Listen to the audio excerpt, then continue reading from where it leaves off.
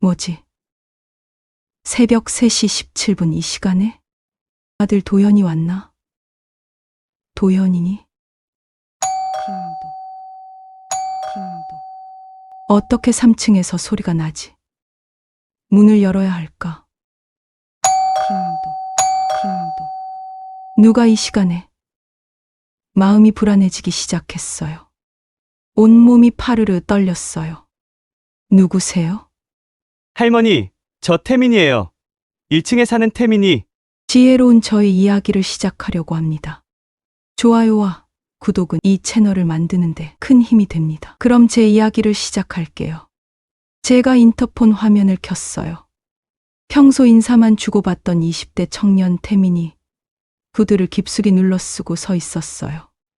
평소 조용하고 성실해 보이던 청년이었는데 왜 이렇게 낯설게 느껴질까요? 표정이 심상치 않았어요. 이 시간에 무슨 일이에요? 할머니, 지금 당장 나오셔야 해요. 조용히요. 방금 할머니 집 부엌 창문으로 낯선 남자가 들어가는 걸 봤어요. 제 심장이 쿵 떨어졌어요. 너무 놀라서 말이 나오지 않았어요. 거짓말이지요. 3층인데 어떻게? 저도 그의 목소리처럼 떨렸어요. 할머니, 제발 믿어주세요. 제가 설명드릴게요. 저 지금 밖에서 지켜보고 있는데 부엌 불빛이 켜졌다 꺼졌다 하고 있어요. 누군가 안에 있다고요. 저는 급히 가디건을 걸치고 슬리퍼를 신었어요. 태민의 말이 거짓말 같지 않았어요. 평소에 제게 친절했던 청년이니까요. 그런데 왜 이런 갑작스러운 일을 알고 있을까요? 문을 열고 복도로 나서는 순간 저는 뒤를 돌아봤어요. 정말로 부엌 창문 쪽에서 희미한 빛이 새어나오고 있었어요. 그리고 상상하지 못했던 일이 벌어졌어요. 그 창문이 안쪽에서 스르륵 열리면서 검은 그림자 하나가 슬금슬금 들어오는 것을 봤어요. 맙소사. 이게 정말이야? 도대체 이런 일이 가능한 걸까요? 제 다리가 부들거렸어요. 태민이 제 팔을 잡고 계단으로 안내했어요. 빨리요. 할머니. 저 사람이 할머니를 찾기 전에 피해야 해요.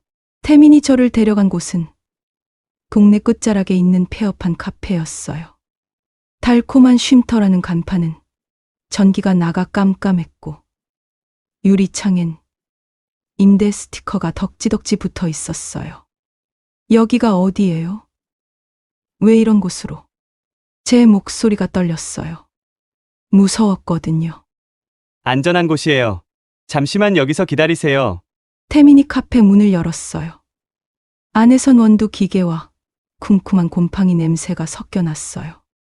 전기는 들어오지 않았지만 태민이 휴대폰 플래시를 켜서 길을 비췄어요. 저는 이상했어요. 왜 이 청년이 이런 곳에 열쇠를 가지고 있을까요? 태민 씨, 도대체 무슨 일인지 설명해 주세요. 당신이 어떻게 그런 걸 알았고 왜 이런 곳으로 저를? 바로 그때 태민이 후드를 벗으며 진지한 표정을 지었어요. 제가 아는 그 착한 청년의 모습이 아니었어요. 할머니, 죄송해요. 사실 저는 그냥 1층 세입자가 아니에요. 저는 탐정 조수예요. 자신은 경찰 네트워크랑 협력해서 일하고 있고 저를 지켜보라는 업무가 생겼다고 했어요. 뭐라고요? 저는 너무 허탈했어요. 그동안 저를 친절하게 도와주던 청년이 탐정이라니요. 장을 보고 돌아오면 할머니, 무거우시죠? 라며 계단까지 따라와 주던 그 청년이요. 제가 감시를 당하고 있었다는 뜻인가요? 혼자 사는 늙은 할머니를 마치 범죄자처럼 지켜봤다는 건가요? 어떻게 저를 그렇게 오해할 수 있나요? 언제부터인가요? 목소리가 잠겼어요. 배신감이 밀려왔어요. 한 달 전부터요. 할머니 며느리 수진 씨에 대해 제보가 들어왔거든요. 수진이가요? 뭘 했다는 거예요? 갑작스러운 이름에 저는 더욱 당황했어요. 저의 착한 며느리 말인가요? 수진이 말인가요? 수진이는 저와 딸처럼 가깝게 지내는 가족 같은 며느리예요. 저의 식구가 된 수진이는 무심한 저의 아들과 달리 저를 살갑게 대해 주었어요. 어머니, 오늘 기분은 어떠세요? 뭐 드시고 싶은 거 있으세요? 하며 항상 관심을 갖고 물어봐 줬거든요. 제가 외로웠던 터라 그런 관심이 얼마나 고마웠는지 몰라요. 언제부턴가 저에 대한 관심이 조금 달라지긴 했어요. 어머니, 오늘 어디 가세요? 통장은 어디에 보관하세요? 보험은 어떤 걸로 들어두셨어요? 하고 궁금해 하더라고요. 하지만 저는 자연스럽게 이야기해 줬어요. 가족인데 뭘 숨기겠어요. 서로를 잘 알고 둘도 없는 가족 같은 사이였는걸요. 결혼 초기엔 그렇게 다정했던 며느리가 언제부턴가 싸늘해졌어요. 특히 코로나 시기를 거치면서 모골적으로 요양원 얘기를 꺼내기 시작했어요. 제가 눈치 없는 늙은이가 아니었거든요. 서운하기는 했지만 어쩔 수 없다고 생각했어요. 그런데 그 수진이가 무서운 예감이 들었어요. 태민이 주머니에서 태블릿을 꺼냈어요. 화면엔 여러 개의 창이 열려 있었는데 하나는 CCTV 화면이었어요. 제 집이 멀리서 보였어요. 할머니, 지금 저 창문 보세요. 화면 속에서 제 부엌 창문에 희미한 불빛이 계속 깜박이고 있었어요. 분명 누군가 안에 있었어요. 저 안에서 지금 무슨 일이 벌어지고 있는 걸까요? 분명 위험했어요. 저는 온몸에 소름이 돋았어요. 진짜 누군가 제 집에 있다는 거잖아요. 만약 제가 집에 있었다면 상상하지 못했던 끔찍한 일이 벌어졌을 거예요. 10분 후 카페 문이 열리며 30대 남성이 들어왔어요. 태민보다 키가 크고 단단한 체격이었어요. 저는 긴장했어요. 또 다른 탐정인가요? 형, 왔어요. 응. 할머니, 안녕하세요. 저는 민석입니다. 민석이 정중히 인사를 건넸어요. 그런데 저는 아직도 상황을 받아들이기 힘들었어요. 도대체 이런 일이 가능한 걸까요? 그리고는 곧바로 본론으로 들어갔어요. 할머니, 태민이한테 대충 들으셨겠지만 저희가 수진 씨를 조사한 건 이번이 처음이 아닙니다. 민석이 또 다른 태블릿을 켰어요. 화면에는 출입국 기록과 보험금, 지급 내역 등이 빼곡히 나열되어 있었어요. 이게 뭐예요? 제가 이해할 수 있게 설명해 주세요. 저는 혼란스러웠어요. 수진 씨의 해외 출입국 기록이에요. 보세요. 2019년 필리핀, 2021년 베트남, 2022년 태국, 모두 결혼을 위해 출국했다가 몇 달 만에 혼자 들어왔어요. 저는 소스라치게 놀랐어요. 머리가 하얘졌어요. 결혼을 수진이가. 그럼 저희 도연이는 말도 안 돼요. 이런 일이 가능한가요? 이걸 어떻게 해야 할지 말이 나오지 않았어요. 그런데 더 충격적인 이야기를 들었어요. 네. 그리고 그때마다 현지 남편들이 의문사했어요. 모두 보험금이 수진 씨 명의로 지급됐고요. 화면에는 신문 기사들이 나열되어 있었어요. 영어와 현지 언어로 된 기사들이었지만 사망자 사진들이 보였어요. 모두 40대, 50대 남성들이었어요. 저는 손이 파르르 떨렸어요. 수진 씨는 국제적인 보험 사기범이에요. 결혼을 빌미로 접근해서 보험을 가입시킨 다음 독사라는 수법을 써왔어요. 제 다리에 힘이 풀렸어요. 세상이 무너지는 기분이었어요. 이런 끔찍한 일이. 그럼 제 아들 도연이도, 제 아들도 위험하다는 거예요. 눈물이 날 것 같았어요. 네. 할머니는 네 번째 타겟일 가능성이 높아요. 그리고 도연이는 민석이 말을 멈췄어요. 다섯 번째겠네요. 제가 중얼거렸어요. 온몸이 차갑게 식었어요. 그럼 제가 그냥 고집센 늙은이가 아니라 다섯 번째 희생자가 될 뻔했던 거네. 제 직감이 맞았던 거네요. 억울했어요. 그동안 며느리에게 차가운 시선을 받으며 살았는데 제가 틀렸던 게 아니었어요. 이런 참을 수 없는 수모를 당하고 있었던 거예요. 맞아요. 하지만 다행히 할머니가 살아계신다는 걸 아직 모르고 있어요. 오늘 밤 침입자는 아마 흔적을 없애려고 들어간 거예요. 할머니가 이미 죽었다고 생각하고. 민석이 진지하게 말했어요. 할머니, 살아있다는 걸 들키는 순간 그들은 더 서두를 거예요. 그 전에 우리가 증거를 잡아야 해요. 어떻게요? 제가 뭘 할 수 있겠어요? 저는 무력감이 들었어요. 70이 넘은 늙은 할머니가 뭘 할 수 있을까요? 미끼 작전이요. 할머니가 살아있다는 걸 수진 씨가 알게 해서 다시 범행을 시도하게 유도하는 거예요. 물론 저희가 다 지켜보고 있을 거고요.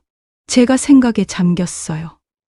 무서웠지만 이대로 도망다니며 숨어 살 수는 없었어요. 그리고 제 아들도 구해야 했어요. 좋아요. 해봅시다. 제가 해보겠어요. 마음을 단단히 먹었어요. 제가 한번 시험해보고 싶어요. 민석과 태민에게 말했어요. 무서웠지만 이대로 있을 수만은 없었어요. 다음 날 저녁, 저는 수진에게 전화를 걸었어요. 수진아, 내가 너한테 선물 하나 주고 싶어서. 오늘 저녁에 집으로 올래. 엄마가 직접 저녁도 차려줄게. 어머니, 무슨 선물이에요? 와서 보면 알아. 좋은 거야. 수진이 왔을 때 저는 정성껏 차린 저녁상을 준비해뒀어요. 갈비찜, 나물, 된장찌개까지. 평소 수진이 좋아하던 음식들이었어요. 어머니, 이렇게까지 하실 필요 없었는데. 우리 며느리한테 맛있는 거 해주고 싶어서. 식사를 하면서 저는 조심스럽게 말을 꺼냈어요. 수진아, 요즘 보험 광고를 자꾸 보니까 말이야. 혹시 보험을 하나 더 들면 어떨까? 수진의 눈이 반짝였어요. 어머니, 좋은 생각이에요. 요즘 의료비도 많이 들고 하니까요. 그리고 말이야. 시골에 있는 땅이 하나 팔릴 것 같더라고. 나이가 이제 많으니까 내 재산 관리를 너한테 맡기려고 해. 정말요? 어머니, 걱정 마세요. 제가 잘 관리해드릴게요. 수진의 목소리에 흥분이 섞여 있었어요. 그래, 믿어. 너 말고 누굴 믿겠어. 저는 억지로 미소를 지었어요. 바로 그때 수진이 화장실에 간다며 자리를 비웠어요. 복도에서 수진의 목소리가 들렸어요. 누군가와 전화를 하고 있었어요. 자기야, 대박이야. 할머니가 보험도 더 들려고 하고 땅까지 팔린네. 재산 관리도 나한테 맡긴다고. 정말 얼마나 나올 것 같은데. 남자 목소리였는데 도연이 아니었어요. 낯선 남자였어요. 보험금만 해도 억 단위일 거야. 땅값까지 합치면 우리 이제 진짜 부자 되는 거야. 하하. 역시 내 여자. 그럼 언제쯤 일을 끝낼 거야? 이번 주 안에. 더 이상 늦출 수 없어. 도연이까지 정리하고 나면 완전히 깨끗해질 거야. 제 심장이 멈춘 것 같았어요. 도연이까지 이미 계획하는 게 맞았던 거였어요. 할머니 일 끝나고 바로. 원래 계획대로. 그럼 내가 홀로 된 것처럼 보이잖아. 완벽하지? 역시 똑똑해. 그럼 우리 곧 만날 수 있겠네. 제 온몸이 차갑게 식었어요. 수진이 저만 죽이려던 게 아니었어요. 제 아들도 모든 걸 다 없애고 다른 남자와 도망갈 생각이었던 거예요. 수진이 돌아왔을 때 저는 태연한 척 했어요. 손이 파르르 떨렸지만 꾹 참았어요. 수진아, 고마워. 오늘 정말 맛있게 먹었어. 저야말로 감사해요, 어머니. 수진이 가고 나서 저는 즉시 태민에게 전화를 걸었어요. 태민 씨, 녹음됐어요. 다 들었어요. 도연이도 위험해요. 제 목소리가 떨렸어요. 아들에게 당장 말해주고 싶었지만 그러면 작전이 망가질 거예요. 수진이 도망갈 수도 있고요. 할머니, 걱정 마세요. 저희가 도연 씨도 보호할게요. 제가 해볼게요. 할 수 있을 것 같아요.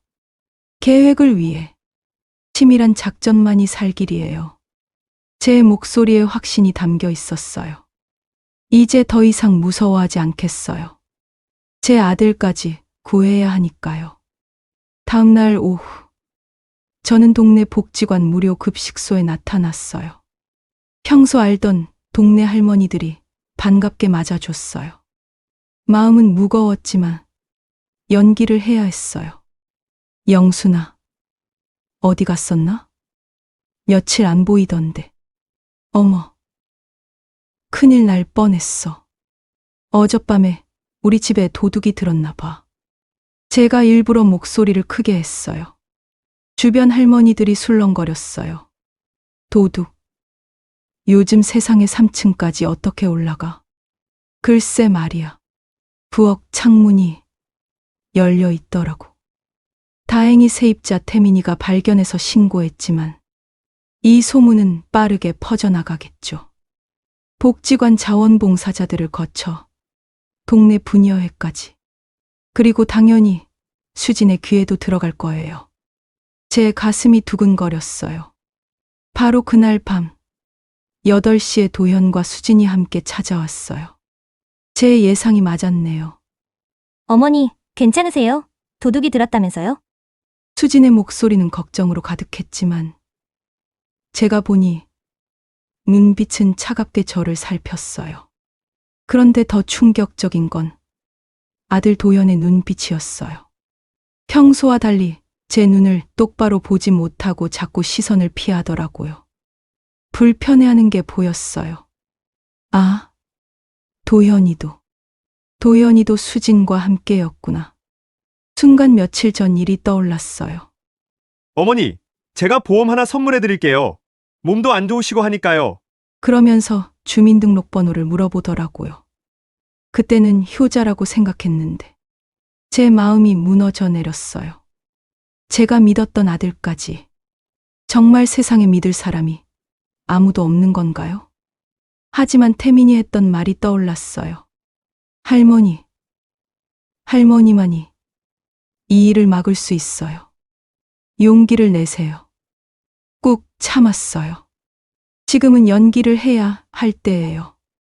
응, 괜찮아. 별거 아니었어. 제가 일부러 태연한 척했어요. 사실 이곳은 제 집이 아니었어요. 민석이 미리 준비해둔 친척 집이었어요. 곳곳에 녹음 장치와 카메라가 숨겨져 있다고 했어요. 그래도 무서웠어요. 어머니, 그래도 충격을 받으셨을 텐데. 이거 드세요. 수진이 보온병을 꺼냈어요. 안에는 따뜻한 죽이 들어 있었어요. 소화도 잘 드실 거고 기력 회복에도 좋아요. 제가 죽 냄새를 맡았어요. 고소한 달죽 냄새였지만 뭔가 이상한 쓴맛이 섞여 있었어요. 이게 바로 독이구나. 제 심장이 미친 듯이 뛰었어요. 고마워라. 저는 한 숟가락 떠서 입에 넣는 척했다가 교묘하게 혀끝만 댔어요. 역시 쓴맛이 났어요. 정말 독이었어요. 화장실 좀 다녀올게. 제가 자리를 뜨면서 주머니 속 스마트워치를 조작했어요. 민석에게 보내는 신호였어요. 제 손이 파르르 떨렸어요. 화장실에서 저는 입 안에 있던 죽을 뱉어냈어요. 그리고 휴대폰으로 민석에게 문자를 보냈어요. 독, 확인, 경찰, 호출. 그런데 상상하지 못한 답장이 왔어요. 교통사고 출동으로 경찰 15분 지연. 시간 끌어야.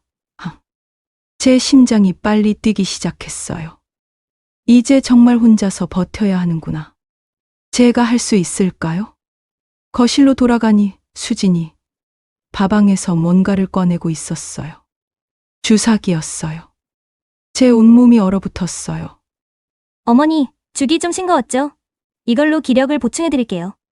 수진의 목소리가 차갑게 변했어요. 제가 본 수진의 진짜 모습이었어요. 너무 놀라서 숨이 막혔어요. 수진아.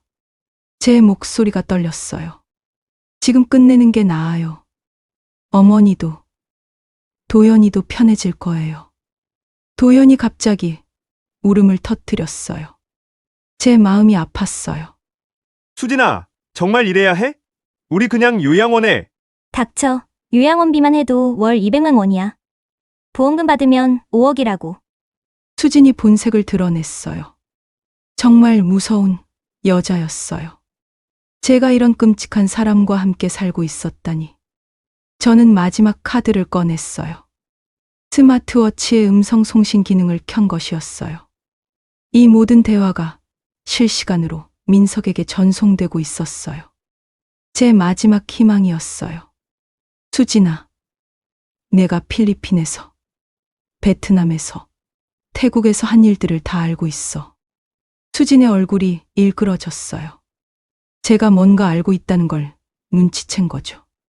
뭐라고? 어떻게? 무슨 지금 그런 말도 안 되는 이야기를 하는 거예요? 보험 설계사와 계약도 다 끝났지. 이 늙은이만 없어지면 되는 거 맞지? 제가 용기를 내어 말했어요. 그 사실을 어떻게 알았어? 누가 말했어? 수진이 주사기를 들고 저에게 다가왔어요. 저는 정말 무서웠지만 버텨야 했어요. 바로 그 순간 현관문이 쾅 하고 열렸어요. 경찰이다. 손들어. 늦었지만 경찰이 도착한 것이었어요. 민석과 태민도 함께 들어왔어요. 정말 다행이었어요. 제 다리가 후들거렸어요. 이미 다 녹음됐어요. 독이 들어간 죽 그릇, 주사기, 그리고 방금 전 자백까지. 수지는 체포됐고 도연은 오열하며 무릎을 꿇었어요. 어머니, 죄송해요. 정말 죄송해요. 저도 몰랐어요. 수진이가 저까지. 하지만 저는 더 이상 용서할 마음이 없었어요. 제 아들은 이미 큰 벌을 받을 만큼 죽음에 동조했었거든요. 보험 가입부터 시작해서 저를 속이는 모든 일에 함께 했잖아요. 도현아. 제 목소리는 차갑게 식어 있었어요. 너도 알고 있었잖아. 보험 얘기할 때부터, 주민번호 물어볼 때부터 다 알고 있었어. 내가 몰랐다고 하지 마. 어머니, 저는 정말. 이제 그만해. 너는 경찰서에 가서 내가 한 일을 다 자백하고 죄값을 받아야 해. 도연이 더욱 울부짖었어요. 하지만 저는 마음을 단단히 먹었어요. 이제 스스로를 지키고 제 행복을 위해 살아야 해요. 태민이 조용히 다가왔어요. 할머니 생각이 그렇다면 제가 마무리하겠어요. 도연 씨가 죄값을 제대로 치를 수 있게 경찰서까지 모시고 가겠습니다. 고마워요, 태민 씨. 태민이 울고 있는 도연의 팔을 잡았어요. 도연 씨, 가시죠. 이제 정직하게 사시는 게 어머니를 위한 길이에요. 도연이 마지막으로 저를 바라봤어요. 하지만 저는 고개를 돌렸어요. 엄마는 이제 내 인생을 살겠어. 제가 단단히 다짐했어요. 70년을 남을 위해 살았지만 이제는 정말 제 인생을 살 거예요.